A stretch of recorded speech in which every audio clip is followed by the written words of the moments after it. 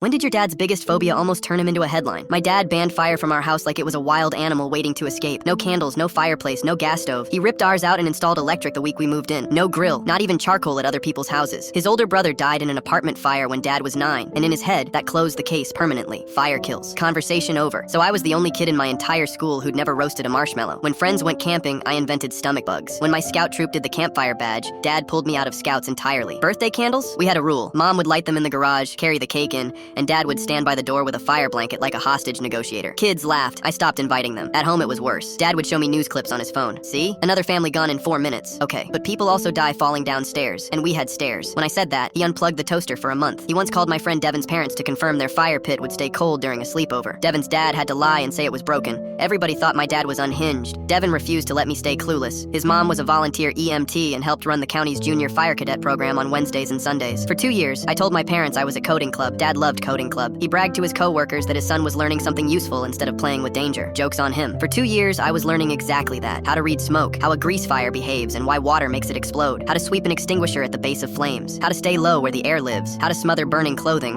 how to treat burns and smoke inhalation until the ambulance shows up. Devin's mom drilled us like it mattered, because to her it did. I passed every station. I was secretly the most fire-competent 15-year-old in 3 zip codes. Then came Thanksgiving at my uncle's house in November. Dad only agreed to go after confirming the turkey was oven roasted. No frying, nothing open flame. My uncle swore, and he kept his word, mostly. What nobody mentioned was the ancient propane heater he dragged onto the enclosed back porch because the cousins were cold. Around halftime, Dad went out to the porch alone to take a phone call. I watched him through the kitchen window. He leaned against the storage shelf for quiet. The shelf tipped. A paint thinner can came down. The heater went over, and I heard the whump before anyone inside even looked up. By the time the adults reached the hallway, I was already through the porch door. The bottom of Dad's jacket was burning, and he was doing the one thing you should never do: running, beating at it, feeding it air. That's the part of his fear nobody understood. He'd spent 30 years terrified of fire and never learned a single thing about it. Everything Devin's mom taught me switched on like a light. I tackled him, screamed roll, and pinned the jacket against the concrete until the flames died under us. The porch wall was going up behind us. I grabbed the extinguisher off the wall mount, the one my uncle probably never checked, pulled the pin, and swept the base while yelling for everyone to get out and shut the door behind them. Outside on the lawn,